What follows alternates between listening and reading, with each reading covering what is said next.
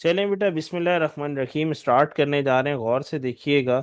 और हमारे पास आज का जो डे टू का टॉपिक है, सबसे पहले डे टू के टॉपिक में मैं मूव करूंगा स्पेस फिजिक्स पे। स्पेस क्योंकि बहुत सारे बच्चे कह रहे थे कि सर स्पेस बता दें।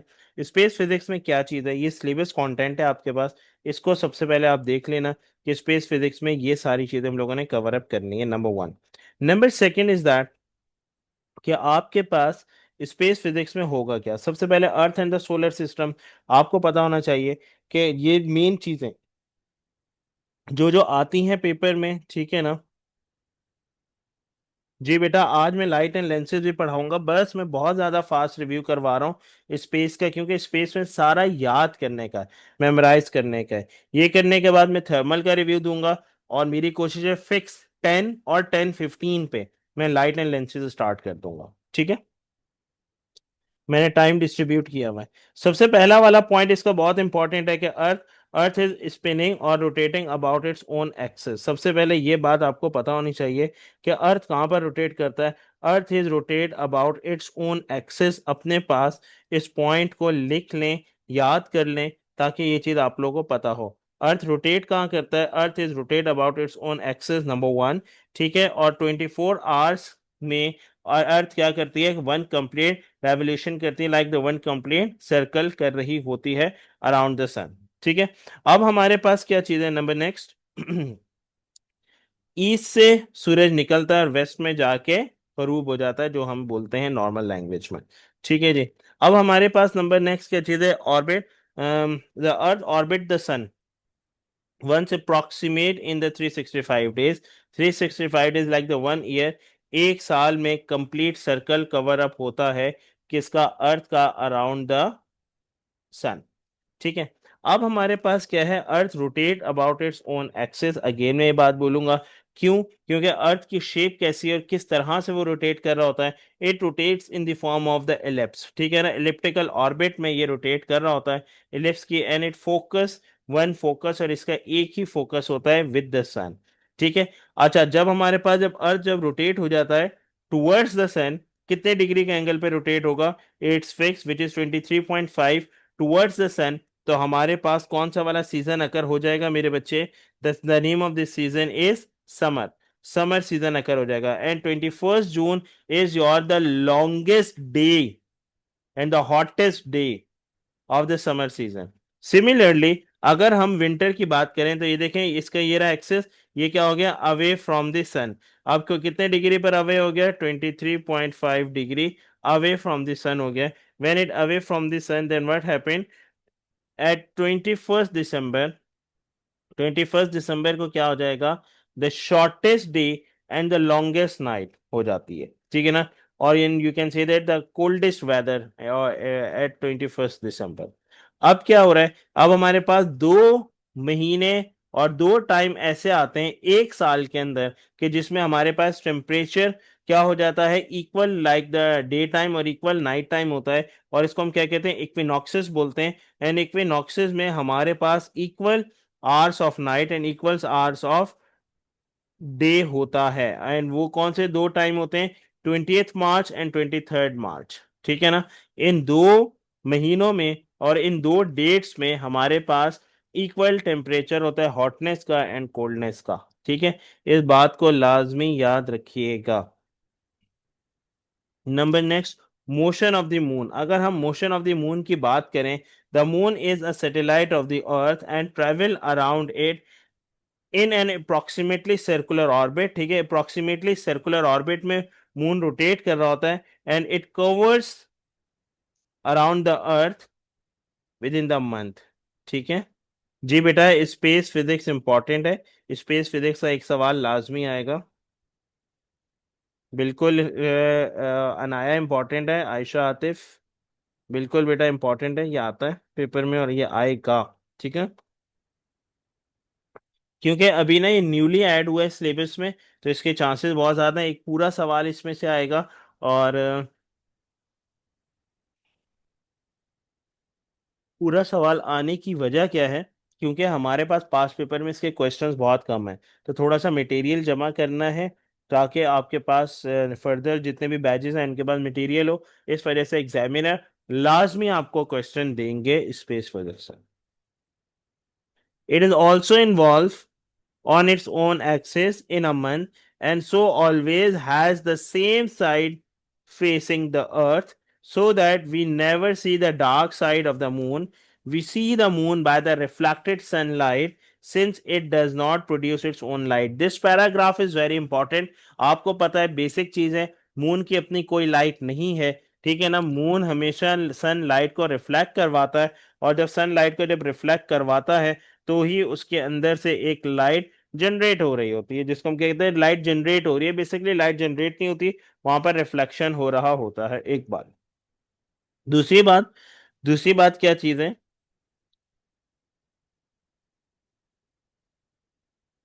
कि हमें मून की एक साइड नजर आती है और एक साइड डार्क है जो कि हमें नजर नहीं आते। It does not have an atmosphere, उसका कोई एटमॉस्फेयर नहीं है, ठीक है। मून्स के डेज हैं एंड डेट्स हैं, ये आपको पता होनी चाहिए। सबसे पहला इसका जो फेज आता है, the name of this phase is the crescent. फिर क्रिसेंट के बाद आ जाता है फर्स्ट क्वार्टर। फिर फर्स्ट क्वार्टर के बाद फिर it look like the oval, जैसे कि earth, it look like the earth. और फिर अर्थ के बाद फिर आ जाता है फुल मून। फुल मून का कौन सी डेट को होता है? 14th date of each month, ठीक है ना, लाइक 14वीं का चांद कब होगा हमारे पास? 14th डेट को। Now after this its shape is going to be reverse, ठीक है। तो ये कैसा हो जाएगा? It's look like the earth, और फिर लास्ट क्वार्टर, और फिर लास्ट क्वार्टर से फिर last crescent, and in the end 27 28 को हमारे पास मून क्या हो जाता है? खत्म हो जाता है, ठीक है। यहां तक मेरी बात लाजमी याद रखिएगा। क्लियर?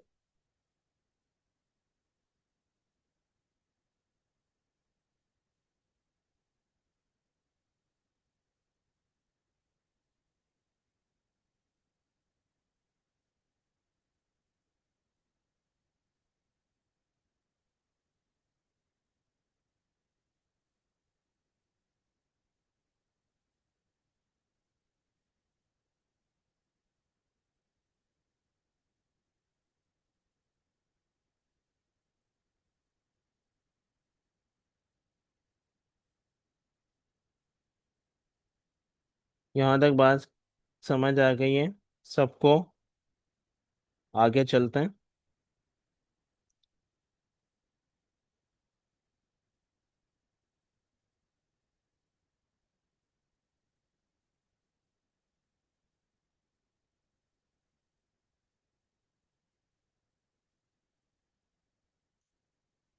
अच्छा जी, number next the orbital speed. अब हम लोग बात करेंगे ऑर्बिटल स्पीड की।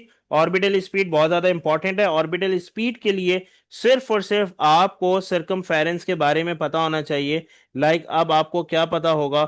ऑर्बिटल स्पीड कितनी है हमारे पास? Orbital speed we can find it out. V is equal to circumference of orbit divided by t, the time period, so 2 pi r over t, where r is your the radius and t is your the time period. So we can find it out its orbital speed with the help of this formula.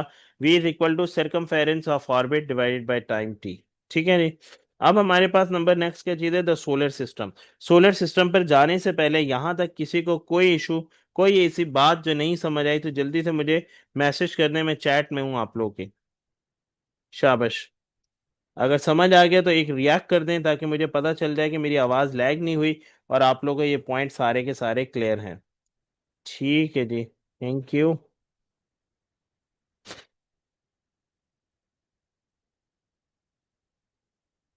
Okay good. Now move on the solar system. अब हम लोग आज move करने जा रहे हैं solar system में। नहीं नहीं, मून की डेट्स याद नहीं रखनी।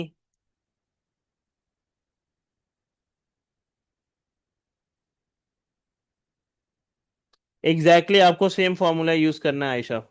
अब आ जाए सोलर सिस्टम। अब सोलर सिस्टम में चार हमारे पास क्या होते हैं? Inner planets. और चार कौन से होते हैं? Outer planets. तो इनर प्लैनेट्स और आउटर प्लैनेट्स हमारे पास कौन कौन से होंगे देखिएगा। टोटल जो सोलर सिस्टम है, total solar system is based on the 8 planets, ठीक है ना, 8 planet which is consist of one star and the name of this star is sun. ठीक है, 4 is your the inner planets, 4 is your the outer planets. जो 4 जो inner planets हैं उसमें कौन कौन से आ जाते हैं? Mercury, Venus, earth, Mars, and are small of the smaller size, solid and the rocky. They are the solid and the rocky and they have the higher density. इनकी डेंसिटी भी high है. And the next the 4 is your the outer planets, ठीक है. 4 हमारे पास कैसे होते हैं? Outer planets होते हैं. कौन कौन से? Jupiter, Saturn, Uranus and the Neptune. And much larger, colder and consist mainly of gases. Their density is low. और जाहिर सी बात है उनकी डेंसिटी कैसी हो जाएगी? लो हो जाएगी. ठीक है, इस बात को लाजमी याद रखिएगा. The outer planets have many moons and the other natural satellite in the form of the ring of the icy material. और वो कैसे होते हैं? कि उनके रिंग और आईसी मटेरियल फॉर्म होते हैं. Its density is the lighter as compare to the inner planets. ठीक है, इनर और आउटर प्लैनेट्स के दरमियान में रॉक के और डस्ट पार्टिकल का एक बेल्ट लगा हुआ है. And the name of this belt is asteroid belt. क्या नाम होता है इसका? एस्ट्रॉइड बेल्ट नाम होता है. ठीक है ना. The asteroids are piece of rocks of the various size which mostly orbit the sun in the asteroid belt and between the Mars and the Jupiter. अच्छा जी, अगर हमारे पास ये किसकी वजह से सारे के सारे एस्ट्रॉइड्स रुके हुए हैं? ये ग्रेविटेशनल फोर्स की वजह से रुके हुए हैं. किसकी ग्रेविटेशनल फोर्स? जुपिटर की gravitational force.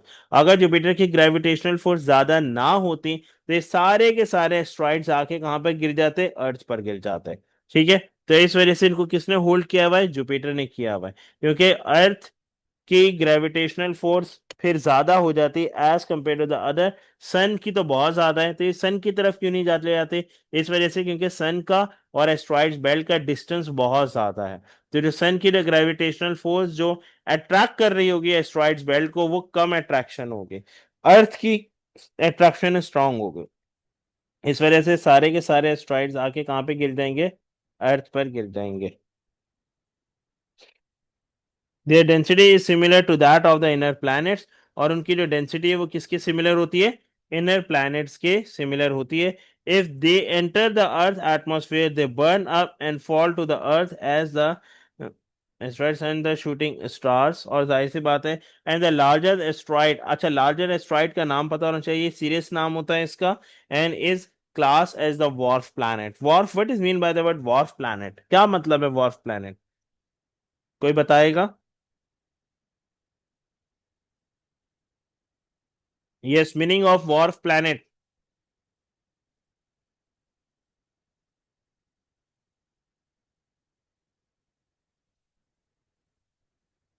Okay, small.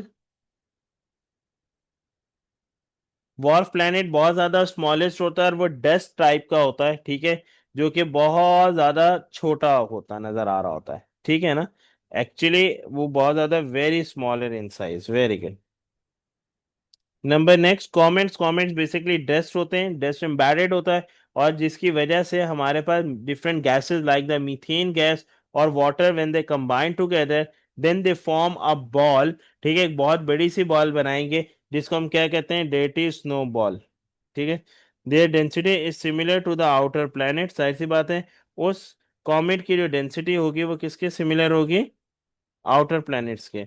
And they orbit the sun in the highly elliptical orbit and much closer to it sometimes than the others. जाहिर सी बात है कि वो closer होगा as compared to the others. One of the most famous comet is Halley comet. Halley comet is the most famous comet. ठीक है, विच visits the inner planet. जाहिर सी बात है कि किस में विजिट करता है? इनर प्लैनेट्स में. और कब विजिट करता है? After every 76 years. 76 ईयर्स के बाद, हर 76 ईयर्स के बाद हमारे पास क्या चीज हो रही होती है? Planet comet, Halley comet visit करता है, लाइक गुजरता है अर्थ के पास से 76 ईयर्स के बाद. अच्छा जी. इलिप्टिकल ऑर्बिट, जाहिर सी बात है कॉमेट है। कॉमेट कैसे रिवॉल्व करता है? In the form of the elliptical shape, जैसे कि ये आपको नजर आ रही है इलिप्टिकल शेप। एक बात लाजमी याद रखिएगा, ये देखें यहाँ पर मैं आपको दिखा दूँ, दिस इज योर द हेलीकॉमेट। ये जो व्हाइट सा कलर स्क्रीन पे नजर आ रहा है, this is your the Halley comet. Gravitational field strength, gravitational field strength बहुत ज्यादा इंपॉर्टेंट है। जो न्यूटन था ना, न्यूटन ने बोला था in the universe every object is attract with the every other object. ठीक है, कैसे अट्रैक्शन होगी? With the help of the gravity. The greater the mass of the each object and the smaller their distance apart, the greater is the force having the distance quadruples the force। ये वाला point बहुत ज्यादा important है।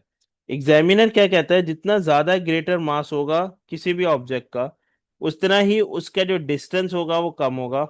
Apart the greater force of attraction is present. लेकिन उन दोनों के दरमियान में फोर्स ऑफ अट्रैक्शन कैसा होगा? बहुत ज्यादा ग्रेटर होगा। ये देखो, मेरी बात सुनिएगा, ग्रेटर द मास, इसका मास बहुत ज्यादा है इस ऑब्जेक्ट का, ठीक है, और इसका डिस्टेंस बहुत ज्यादा कम है। मास देखो ज्यादा है इन दोनों का,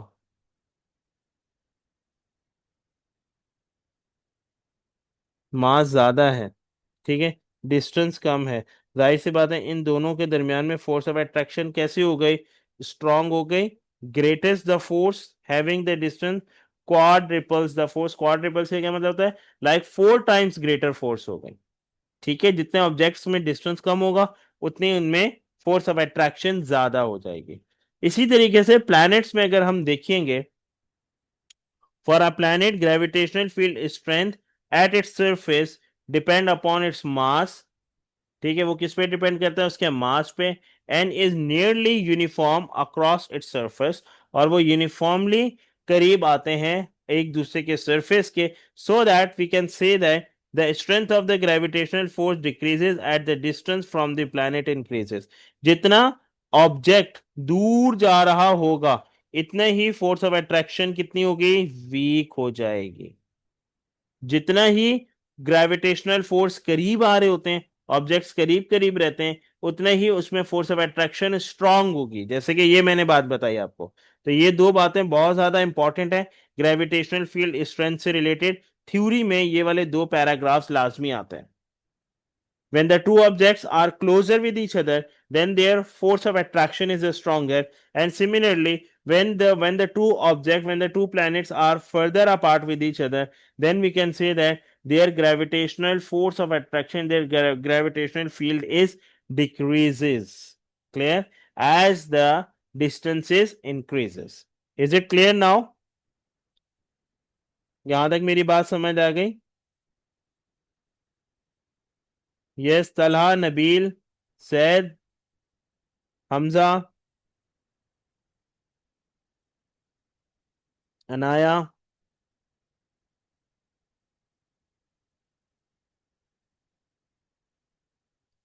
आयशा, आतिफ, अरसल, अम्मार, आयशा, और जिनके नाम नहीं लिए उन सबसे मैं पूछ रहा हूँ। यस बेटा, मरियम हमीद बोलिएगा। Mariam Hamid, is it clear? Ibrahim, Hamna,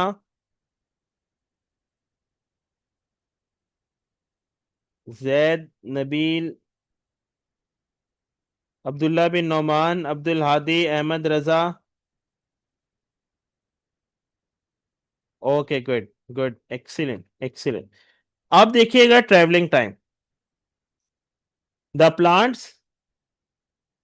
the plants and their moons are visible from the earth. आपको पता है कि अर्थ से ये इजीली क्या है? विजिबल है। Only because they reflect the light from the sun. क्यों विजिबल है? क्योंकि सन की जो लाइट है वो जाके टकराती है इनके साथ, एंड इट इज विजिबल। ठीक है।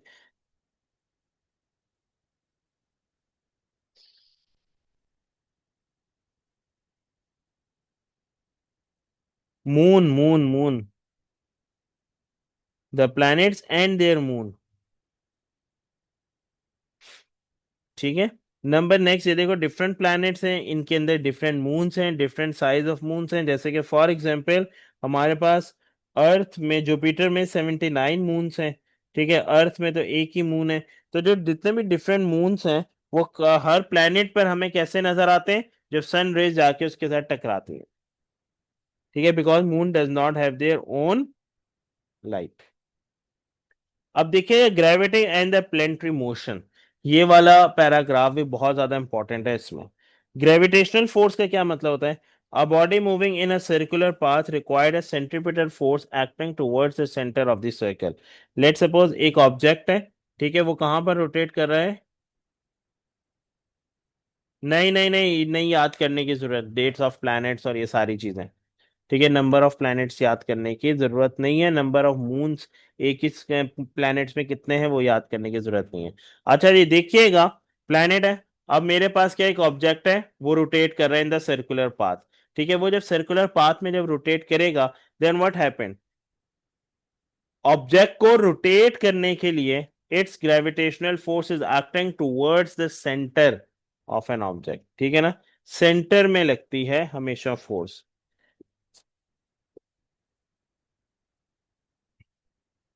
जैसे कि रोप के साथ मैंने एक स्टोन को अटैच कर दिया, the object is,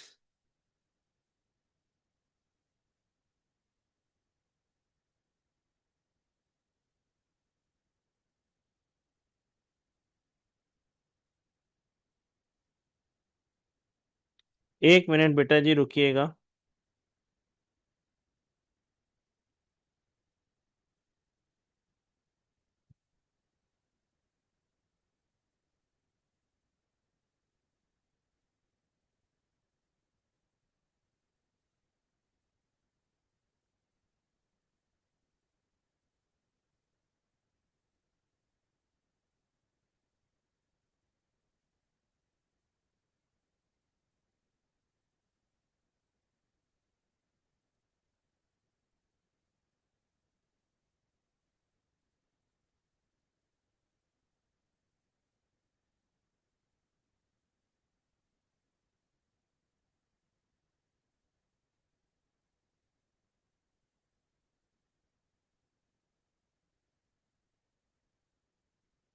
let suppose एक ऑब्जेक्ट है, ऑब्जेक्ट कहाँ पर रोटेट कर रहा है?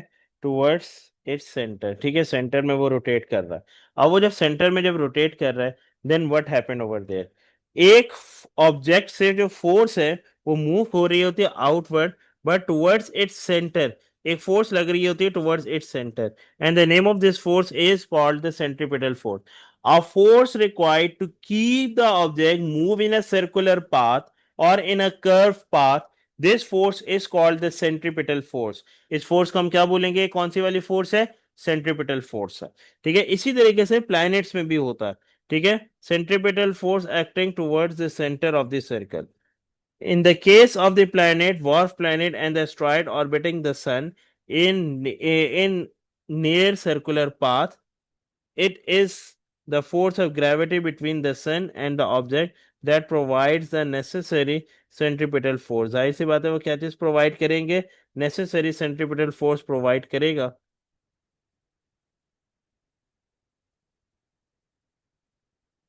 बेटा ये रही ना डायग्राम मैंने ड्रॉ की है, ये देखो ऑब्जेक्ट किस तरह से मूव कर रहा है सर्कुलर पाथ में।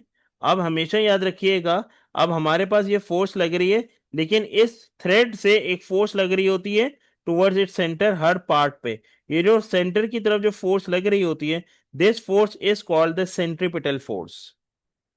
The force which keeps the object moving in the circular path, the name of this force is the centripetal force। बेटा अनाया, इसमें से आपको सिर्फ और सिर्फ gravitational field of the earth बस पता होना चाहिए, बाकी चीजें एग्जामिनर प्रोवाइड करेगा टेबल में से, कोई टेंशन की बात नहीं। ठीक है, जो जो नेसेसरी होती है एग्जामिनर प्रोवाइड करता है। अब देखिएगा, the strength of the sun gravitational force decreases with distance, so the further a planet is away from the sun. The weaker the centripetal force, this result is a lower orbital speed and the longer orbital period. Let's suppose जितना भी planet हमारे पास दूर होगा सन से, it means that कि उसके ऊपर जो ग्रेविटेशनल जो फोर्स है, जो ग्रेविटेशनल फील्ड है, वहां पर डिक्रीज हो जाएगी। और जो डिस्टेंस होगा, ठीक है, प्लैनेट्स का, वो फर्दर अपार्ट होगा and is away from the sun. Weak weaker the centripetal force, this result are lower orbital speed. जाहिर सी बात है, उसमें जो सेंट्रीपिटल फोर्स होगी वो कैसी होगी, वीकर होगी।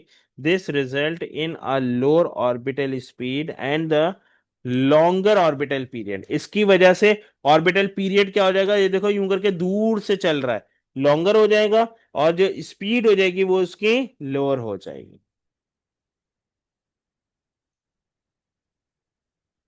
इस बात को लाजमी याद रखिएगा।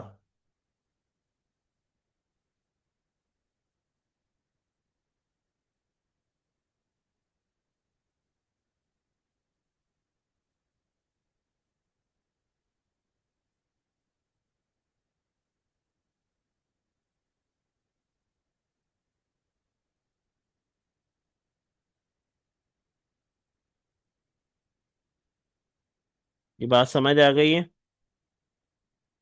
पक्की बात है?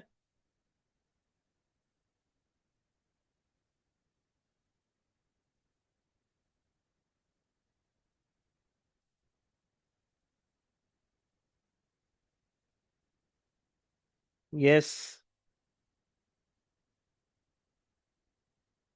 अब जब मून जब रोटेट कर रहा है ना, ठीक है, अर्थ रोटेट कर रहा है अराउंड द मून, तो क्या चीज हो रही है, the moon is kept in the circular orbit around the earth by the force of gravity between it and the earth. और उसके दरमियान में क्या चीज एक्ट हो रही है, between the force of gravity between it and the earth, earth और मून के दरमियान में फोर्स ऑफ ग्रेविटी अट्रैक्ट हो रही होती है। इस चीज को लाजमी आपने याद रखना है।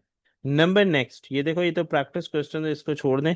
स्टार्स एंड द यूनिवर्स की हम बात कर लेते हैं। अगर आप लोगों को ये stars and the universe clear है तो हम लोग इसको स्किप कर लेते हैं और फिर हम आगे फिर मूव कर जाते हैं। स्टार्स एंड द यूनिवर्स को रिकॉल करवाना है या आता ही है? अच्छा, लाइफ ऑफ स्टार्स अनक्लियर है, मैं क्लियर कर देता हूँ, देखिएगा गौर से सुनिएगा। क्या चीज है स्टार, सबसे पहले sun. The sun is the medium star, सबसे पहले ये बात पता होनी चाहिए, which consist of the hydrogen and the helium. Sun के अंदर, अभी मैं यहाँ पे बात बता रहा हूँ, थ्रू आउट हर स्टार्स में यही हो रहा होता है मैक्सिमम, कि सन के अंदर हमारे पास हाइड्रोजन, हाइड्रोजन का जो आइसोटोप्स होते हैं ड्यूट्रियम और tritium, when they combine together then they form the helium gas. वहां पे क्या चीजें फॉर्म करते हैं, हीलियम गैस फॉर्म कर रहे होते हैं। The radiant energy it emits the mostly in the infrared, visible and the ultraviolet region of the electromagnetic spectrum। और वो क्या चीज फॉर्म निकाल रहे होते हैं अपने अंदर से, लाइक रेज इमिट कर रहे होते हैं, infrared, visible and the ultraviolet region of the electromagnetic spectrum. ठीक है, in the form of the electromagnetic spectrum. ठीक है जी, इस बात को लाजमी याद रखिएगा। नंबर नेक्स्ट, इसके बाद nuclear reaction in stars. Stars के अंदर क्या न्यूक्लियर रिएक्शन हो रहा है, क्वेश्चन ये पैदा होता है। Yes, which type of reaction is occur, the nuclear fusion reaction is occur. ठीक है ना, न्यूक्लियर फ्यूजन रिएक्शन हो रहा होता है। कहां पर हो रहा होता है, इट्स इनर कोर। तीन बातें बता दी, स्टार्स के अंदर क्या रिएक्शन हो रहा है, answer is yes sir, reaction हो रहा है। कौन सा रिएक्शन हो रहा है, न्यूक्लियर फ्यूजन रिएक्शन हो रहा है। न्यूक्लियर फ्यूजन रिएक्शन में क्या होता है, नंबर थर्ड बात बता रहा हूं, नंबर थर्ड में क्या हो रहा है, hydrogen, deuterium and tritium when combined together then they form the helium gas. ठीक है, तो ये कौन सा वाला रिएक्शन हो गया, न्यूक्लियर फ्यूजन रिएक्शन हो गया। तीन बातें। चौथी बात बता रहा हूं, सर क्या इसका टेम्परेचर हल्का होता है, नॉर्मल होता है या हाई होता है? तो सर चौथी बात हमेशा ही लाजमी याद रखिएगा, its temperature is very high. ठीक है, बहुत ज्यादा हाई टेम्परेचर होता है during the chemical reaction of the fusion, and at that point and at that time large amount of energy release in the fusion process। ठीक है, and sun is powered by the nuclear fusion। हमेशा याद रखिएगा, सन कहां से power होता है? Nuclear fusion reaction से। 5 बातें बता दी। तो इस पूरे टॉपिक में 5 बातें ही हैं। अच्छा जी, एक और बात, 6 पॉइंट सुनिएगा। छठी बात बताने जा रहा हूं कि सर और क्या होता है, हमारे पास एक आउटर स्पेस में एक लाइट भी होती है, ठीक है? तब नहीं, अगर लाइट नहीं होगी तो वहां पे क्या चीज हो रहा शुरू हो जाएगा? बिल्कुल डार्क रीजन होगा।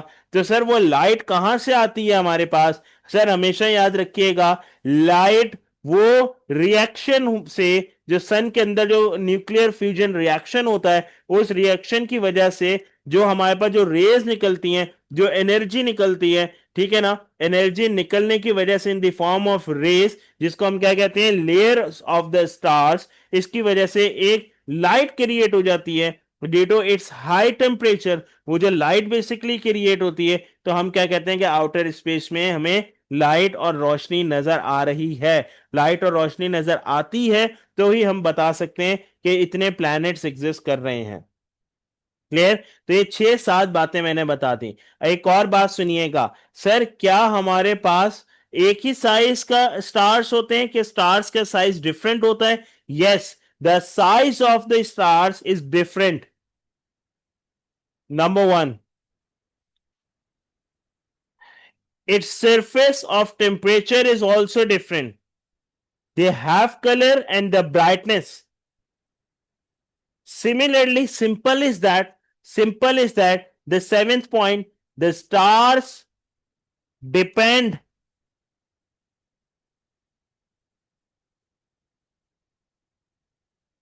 the stars depend upon the surface of its temperature. If the temperature is higher, it produces the more light, and if the temperature is lower, ठीक है, like the smaller stars, it produce low light or the lower radiant energy. जी sir, ये बात समझ आ गई। और एक और बात, जो जितना ज्यादा हमारे पास the sun is are the closest star and it is brighter and it cause the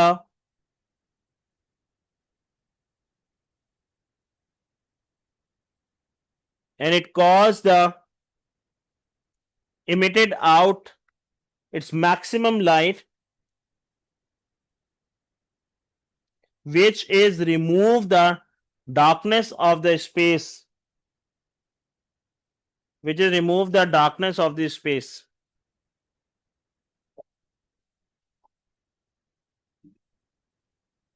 from its own light. 6-7 बातें बता दी सर। अब इस पूरे पैराग्राफ को एक नजर देख लें। यस बेटा तला, nuclear reaction in stars.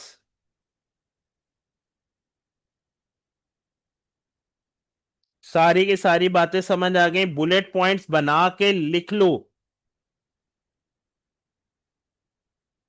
Very good. Yes बेटा अनाया क्लियर है।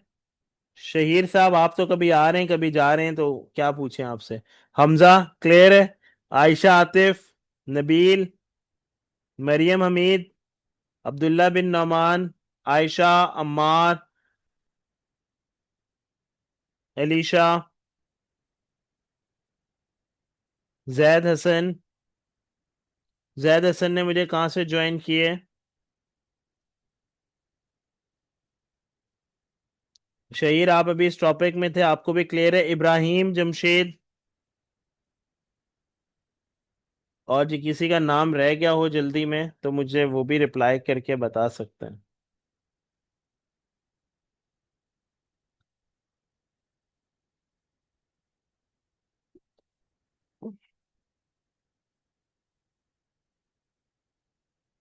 शहीर भाई फिर चले गए हमारे।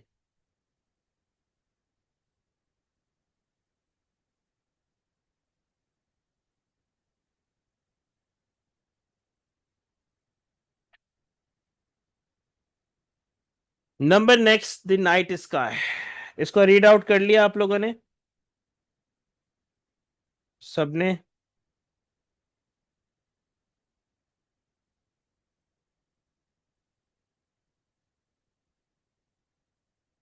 The night sky night sky में सिर्फ और सिर्फ बस ये बस पता होना चाहिए, light year, 1 light year. 1 light year is always equal to, what is mean by the word 1 light year? 1 light year का मतलब क्या होता है? 1 लाइट ईयर का मतलब ये होता है, 1 light year is the distance travel in space by light in 1 year and is equal to the 10 million kilometres. और वो किसके इक्वल होता है? 10 मिलियन किलोमीटर्स के इक्वल होता है। ठीक है, जिसको हम क्या कहते हैं? 1 लाइट ईयर। तो 1 लाइट ईयर वो डिस्टेंस है which is travel in the space by light in 1 year and equal nearly 10 million kilometres. 1 light year का डिस्टेंस हमेशा याद रखना है, which is 9.5 into 10 power 15 metres. Clear?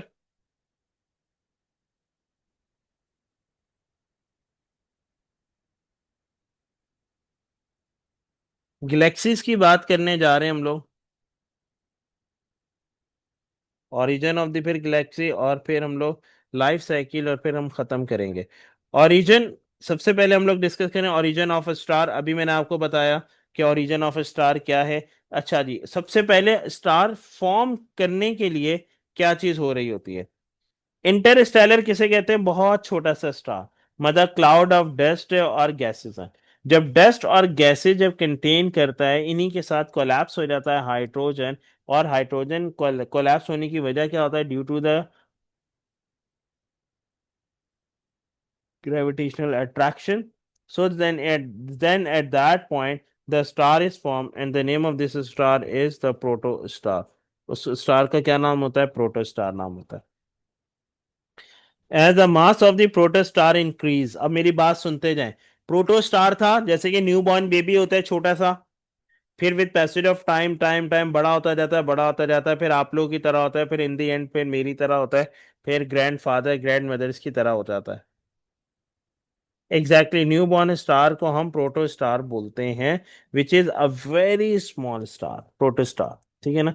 उसका इनर जैसे जैसे प्रोटो स्टार इंक्रीज होता रहता है, ठीक है, its temperature is also increases.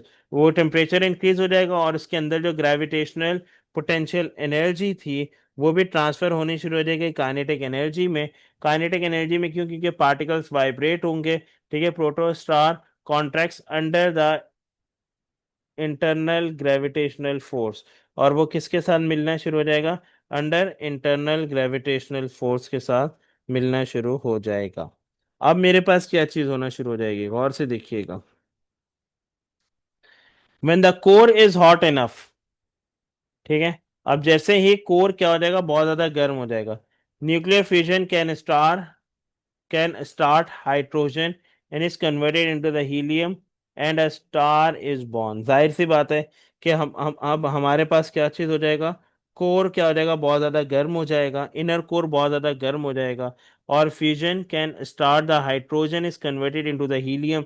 कब होगा हाइड्रोजन कन्वर्ट? याद रखिएगा, जब ड्यूट्रियम, ये देखें, और tritium when combined together then they form the helium gas 4 and 2 with the release of energy. ये वन न्यूट्रॉन की फॉर्म में एनर्जी रिलीज भी होती है। तो हमेशा याद रखिएगा कि जब भी इस तरह का रिएक्शन अकर होने लग जाता है, then at that point we can say that the new star and the young star is also born। The young star is the larger mass and is the bluish and the white star. Blue और white form का star होता है। It is if it has a smaller mass, जैसे जैसे इसका mass भी smaller होगा, such as our sun, it form the yellow and the red dwarf and this is more common. और वो कैसा होना शुरू हो जाएगा? येलो और रेड dwarf का होना शुरू हो जाएगा, विच इज वेरी कॉमन। अब life cycle of star is very important. अब हमारे पास क्या चीज होता है? ये देखिएगा, ये वाला पॉइंट बहुत ज्यादा इंपॉर्टेंट है। इन स्टेबल स्टार का क्या मतलब होता है? कि एक होता है ग्रेविटेशनल पुल इनवर्ड, ठीक है, और एक होती है अपोजिंग फोर्स। इनर कोर से जो अपोजिंग फोर्स जो निकल रही होती है, इमिटेड आउट हो रही होती है, वो ये दोनों जब फोर्सेस इक्वल हो जाती हैं, then we can say that the star is the stable star. I repeat, ये रहा inner core. Inner core become a hot enough, बहुत ज्यादा गर्म हो रहा है, तो इसके अंदर से हीट निकल रही होती है। रेडिएंट हीट, वो बेसिकली फोर्स निकल रही है, थर्मल एनर्जी निकल रही है, एक थर्मल फोर्स निकल रही है, और एक आउटसाइड से एक इसकी अपनी ग्रेविटेशनल फोर्स है विच इज द इनवर्ट, ठीक है, विच इज और the gravity, force of gravity. Stars के अंदर जैसे कि सन के अंदर ग्रेविटेशनल फोर्स है, अब वो ग्रेविटी कहां पर आती है, टुवर्ड्स इट सेंटर। अब वो ग्रेविटेशनल फोर्स अट्रैक्ट हो रही होती है सन से, ठीक है, और एक इसकी रेडिएंट एनर्जी, रेडिएंट फोर्स क्या हो रही है, एमिटेड आउट भी हो रही है। When these two forces, when these two forces are balanced together at a very high temperature, then we can say that, this star is your the stable star। यहाँ पे स्टार कौन सा होता है, वो स्टेबल स्टार होता है।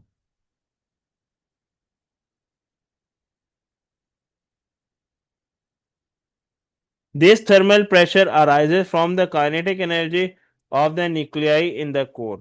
जाहिर सी बात है, थर्मल प्रेशर क्या हो जाएगा, अराइज हो जाएगा kinetic energy of the nuclei in the core. अब हमारे पास क्या है, थर्मल प्रेशर बढ़ता चला जा रहा है, थर्मल प्रेशर इंक्रीज होगा। जहां पर टेम्परेचर इंक्रीज हो रहा होता है, जैसे कि उसके इनर कोर में टेम्परेचर इंक्रीज हो रहा है, वहां पर काइनेटिक एनर्जी भी इंक्रीज होगी। काइनेटिक एनर्जी इंक्रीज होने के साथ साथ जो प्रेशर है वो भी इंक्रीज हो जाएगा। ये दो बातें लाजमी याद रखिएगा। और जब forces, inward and outward forces balance होंगी, then we can say that the stable star is form. ठीक है, अच्छा जी। अब मेरे पास नंबर नेक्स्ट क्या चीज होती है, when the star starts to run out of the hydrogen fuel, star के अंदर से हाइड्रोजन खत्म होना शुरू हो गया, then what happened, it become a stable star. तब वो स्टेबल स्टार बनेगा। एग्जामिनर पूछ सकता है when stable star is formed, तो आपने क्या आंसर लिखना है, when the hydrogen is run out from the star, then at that point it become a unstable star। Is it clear?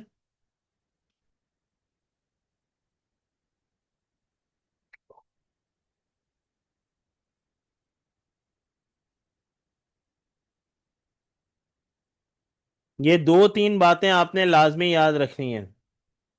और जैसे जैसे टेम्परेचर बढ़ता रहेगा स्टार का, वैसे वैसे उसके अंदर से हाइड्रोजन जो है वो भी ज्यादा होता जाएगा और एक ह्यूज एक्सप्लोशन अकर होगा। And the subsequent cooling at the surface gases, the star turns into a red giant. और जाहिर सी बात है, स्टार फिर किस में चेंज हो जाएगा, रेड जाइंट में चेंज होना शुरू हो जाएगा।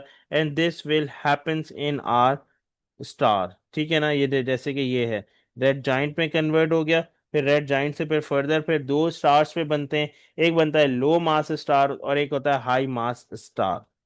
ठीक है, लो मास स्टार के अंदर क्या चीज होती है, लो मास स्टार कैसा होता है, for are the sun, for stars with a mass up to about 8 times that of our sun। ठीक है, 8 टाइम्स कैसा होता है, कम होता है, लेस होता है, when the helium is used up and the core of the red giant collapse under its own gravity and enough energy is released to cause the outer layer to be expelled। और इससे क्या चीज हो जाता है, outer layer expelled होना शुरू हो जाती है। The small core become a white dwarf at the center of the glowing shell of the ionized gas, and at that point we can say that the planetary nebula is formed। जाहिर सी बात है, ionise gases होती हैं, और जो centre of the glowing part होता है इसका, वो किस में चेंज हो जाता है, प्लेनेटरी ऑफ नेबुला में चेंज होना शुरू हो जाता है। And the time came when it's become cool, and when it's cool down it turn into the black dwarf. ठीक है ना, ये इतना इंपॉर्टेंट नहीं। हाई मास स्टार्स देख लें, हाई मास स्टार्स से सवाल आता है। हाई मास स्टार्स कितना होता है, it become a 8 time greater to our sun. ठीक है, and it is the hotter as well and use up their hydrogen more quickly, और वो जल्दी जल्दी अपने अंदर से हाइड्रोजन भी यूज करता रहता है। They their stage is the shorter and may be last for only 100 million year. The core then collapses into the red supergiant, and the nuclear fusion is converted into the carbon. हमारे पास क्या होता है, hydrogen से helium form होता है. अगर helium भी use हो जाए और हीलियम भी न्यूक्लियर फ्यूजन ऑफ हीलियम जहां पर अकर हो जाए, फिर वो किस में चेंज हो जाता है, in the end of the carbon. फिर हम क्या कहते हैं, कार्बन इज अकर. अब देखिएगा, when all the heliums has been used up, the core collapse further under the gravity, and it become hot enough for the nuclear fusion of the carbon into the oxygen, nitrogen and finally iron is occur. और जाहिर सी बात है, जहां पे iron अकर होना शुरू हो जाता है, at that point its gravitational force is the maximum. Maximum gravitational force हो जाती है. And we can say that at that point the energy of the star is release. When the energy of the star is release, किस form में energy of the star release होगी, it always energy release in the form of supernova explosion. ठीक है, supernova explosion की form में energy release हो जाती है. सुपरनोवा में क्या होता है, the supernova has a larger density that its the gravitational field stops anything escaping from the surface. Even light is a black hole.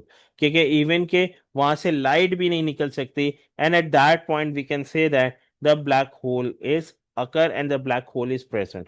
Black hole की डेंसिटी बहुत ज्यादा है, इतनी ज्यादा है कि इवन के लाइट रेज भी इसके अंदर से नहीं निकल सकते. And we are not able to identify its density till now. ठीक है जी, यहां तक बात समझ आ गई. अब हम लोग कहते हैं कि सुपरनोवा जब हाईली वेरी डेंस है, न्यूट्रॉन स्टार्स है, and after this we can say that we can hear some sound from this space. सही है ना. समटाइम्स हम क्या कहते हैं कि स्पेस से कुछ आवाज आई है. वो बेसिकली कुछ आवाज किस चीज की होती है, पल्सर की एक आवाज होती है, लाइक एक हमिंग की आवाज होती है. उसको हम क्या करते हैं, उस साउंड को हम कन्वर्ट करते हैं into the radio waves, and then with the help of this wave we can easily find it out that which type of sound is produced over there, and which type of pulsars is particles are attract and the colliding, and then the sound is formed over there. ठीक है ना, इस बात को लाजमी याद रखिएगा. यहां तक किसी को कोई मसला?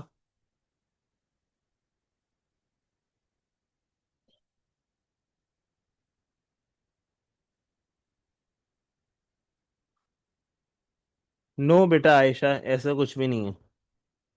लास्ट पर हम बस बात करेंगे एक्सपेंडिंग यूनिवर्स. अच्छा, हमारे गैलेक्सीज के गैलेक्सीज हमारे यूनिवर्स हैं.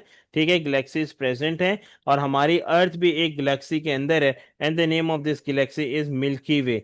Milky way is the one of the billion of galaxies that make up the universe. The diameter is very important. The diameter of the Galaxy is 100,000 light years, and it contains 800 billions और more stars. इस Galaxy के अंदर milky वे Galaxy का diameter पता होना चाहिए, 100,000 light year है diameter इसका. ठीक है, और इसके अंदर 800 बिलियंस और इससे भी ज्यादा moons and more stars present है. ठीक है ना. Expanding the universe.